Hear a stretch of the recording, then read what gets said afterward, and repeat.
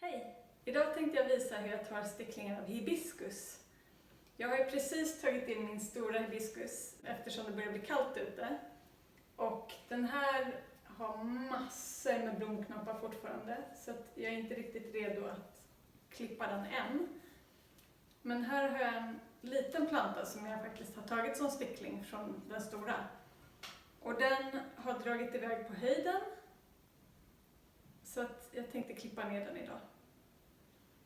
Och jag tycker att det är en ganska bra tidpunkt att göra det i oktober. November är okej också. Just för att då har den en chans att börja sätta lite nya skott inför nästa år. För den blommar på årsskotten. Och klipper man den nu så hinner den blomma lite tidigare än ifall jag skulle klippa den i mars. För det är lite för tidigt att klippa den i januari, december är inte helt okej heller för att det är vinter och de känner av det. Det är inte tillräckligt ljust ute och ja, de behöver ha sin lilla vintervila helt enkelt. Så då får man fundera lite på vad man tycker att det är snyggt att klippa. Här tror jag att det blir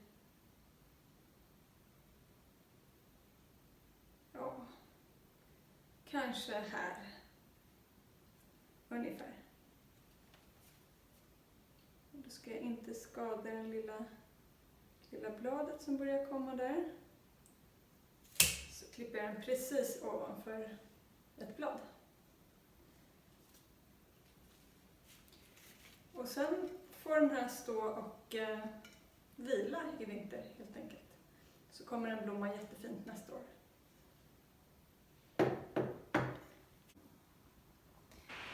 Nu har jag en ganska lång stickling här och den är ju för lång egentligen för att vara särskilt bra. Så att jag tänkte göra flera sticklingar av den här. Då behöver jag ett glas med vatten. Och sen ska jag börja klippa. Och så ser jag här att det finns faktiskt en blomknopp längst i toppen. Den tar jag bort. För att sticklingen kommer inte orka ta hand om en blomma. Och sen har jag ett sånt här blomfäste från en blomma som har blommat ut. Det klipper jag bort. Och det är ganska bra längd att tänka att man har 10-15 cm på en stickling. Och sen vill jag ju kanske få ut så mycket som möjligt så att jag tänker mig att jag ska göra 3 stycken av den här. Får man titta lite. Jag börjar längst ner faktiskt. Rötterna brukar växa ut i bladfästen ofta. Med hibiskus så kan det vara lite annorlunda. De får en kallustillväxt. Och kallus är det som är växtens tillväxtcentra som sitter precis under barken. Men jag gör så att jag klipper den här snett precis under ett blad i alla fall. Tycker alltid att det är bra att göra. Och så tar jag bort ett blad. Och så är frågan ifall jag ska göra en liten stickling kanske av den här. Jag gör så att jag klipper den precis över det här bladet. Så. Och nu får man ju tänka på att den här kommer inte ha så lätt att försörja sig med vatten eftersom den inte har några rötter. Så att jag tar faktiskt bort det här stora bladet också. Klippa eller så kan man bryta av det. Och sen gör jag så att det här bladet klipper jag helt sonika av. För det är lite för stort för att växten ska orka försörja det bladet med vatten. Så jag klipper av det. Så att den har tillräckligt för att ta emot ljus från fönster eller om man har en lampa. Och så är det ju snedklippt så här. Just den här nedersta biten är ju ganska vedartad. Och vedartad det innebär att den har börjat bli lite träig i rotstammen, till skillnad från toppen här som är grön och lite mjuk, så är den här brun och rätt hård. Och då gör jag så också att jag skrapar på den här längst ner lite grann. För att skada den lite grann, och då ser man att det kommer fram lite grönt här. Det är inte helt nödvändigt att göra det, men jag tycker att det brukar bli lite bättre resultat. Så nu har jag skadat den på 2 sidor lite grann. Och då är det lättare för den att faktiskt skapa rötter. Då ställer jag den i vatten. Här har vi en bit som jag kan dela på 2. Och jag tänker mig att jag klipper det här någonstans i mitten. Här precis klipper jag över ett blad. Så. Och jag gör samma sak här. Jag tar bort de nedersta bladen.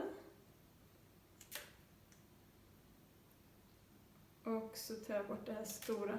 Och här lämnar jag de här små, för jag tror att den klarar av att försörja de här små bladen med vatten. Däremot det stora klipper jag av. Så. Och sen klipper jag snett på den nedre delen så. Där var den klar. Och nu har jag ett jättefint toppskott här. Och den verkar inte ha någon mer blomknopp. Jo, den har en pytteliten blomknopp. Jag vet inte ifall den syns. Den har faktiskt en pytteliten blomknopp här. Och den vill vi ju inte ha, för den kommer bara stjäla energi. Så att jag bryter helt sonika av. Titta vilken pytte. Jag bryter av den. Så.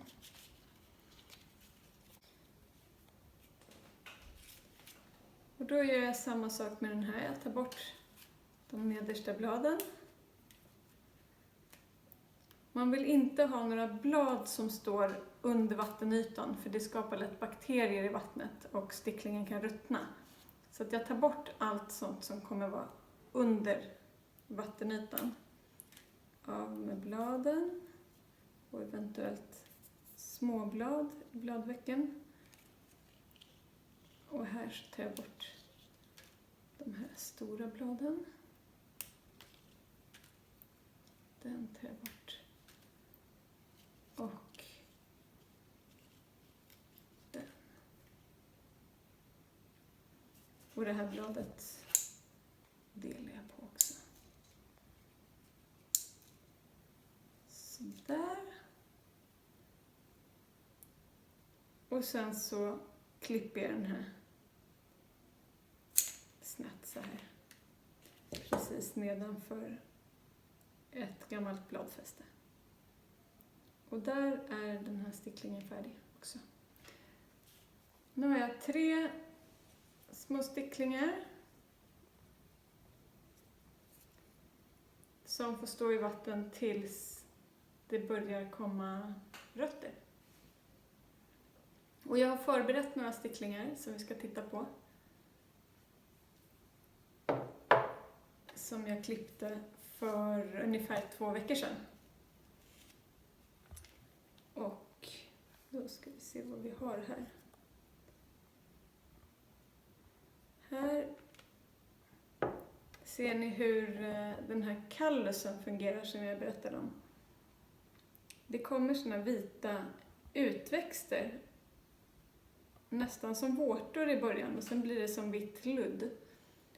Och här har det faktiskt kommit en rot och det har varit supersnabbt. Ni ser den här lilla vita roten här. Så att den här tycker jag är redo att plantera. Vanligtvis så kan det kan ta flera månader ibland att få rötter. Men jag har haft tur på den här. Så den lägger jag åt sidan här. De här andra sticklingarna har inte fått rötter än. Men ändå början till rötter ser ut. Ja, den här kanske har fått en pytterot som kommer här. Och den här har påbörjat i alla fall. Så de låter jag stå kvar i vatten. Men den som har fått en lite större rot, den tänker jag att jag planterar. Och då har jag en kruka som är rätt liten för att det är lättare att hålla jämn fuktighet i de här små krukorna när man har en liten växt. Så det är jätteviktigt att ha hål i innerkrukan. Och eftersom jag inte vill att jorden ska rinna ut så tar jag en liten tidningsbit och trycker ner i botten på krukan. Sådär. Och så ska jag fylla den med jord. Och då har jag en ganska bra jord som är en blandning av torv, barkmull, sand och jag har blandat i små lekakulor som ska hjälpa till med dräneringen och även att få in lite luft till rötterna. Så att jag fyller den här krukan ungefär till hälften.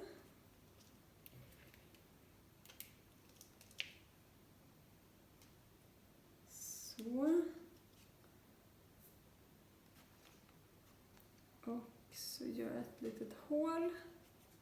Och så försiktigt, man måste tänka på att de här små rötterna är väldigt känsliga. Så att jag sätter den väldigt försiktigt.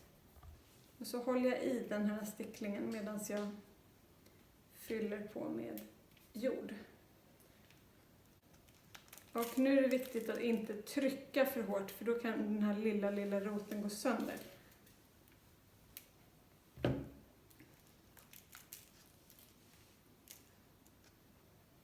Jag trycker lite försiktigt här bara så att sticklingen kan stå själv så att den inte ramlar.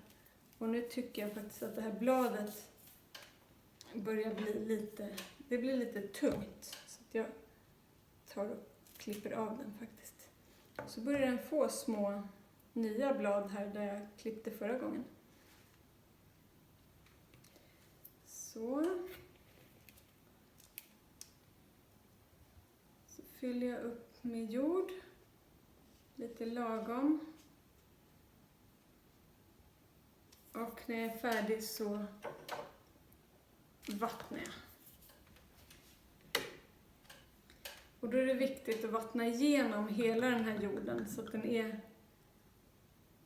genomfuktad så att sticklingen får en chans att bilda fler rötter och dessutom att den får vänja sig lite vid att stå i jord. Den har ju stått i vatten och varit lite bortskämd med det så att nu så har den rejält blött men den står inte i vatten för vattnet rinner ju ut i botten och då vet jag att jorden är helt genomfuktad. Så får jag låta den här rinna av några minuter. Och när den har runnit av och det inte droppar längre, då är den färdig. Då kan jag ställa den i en ytterkruka. Och sen är det bara att vänta. Och se till att den inte torkar ut helt, för det klarar inte såna här små sticklingar. Det var det. Lycka till med din hibiskus.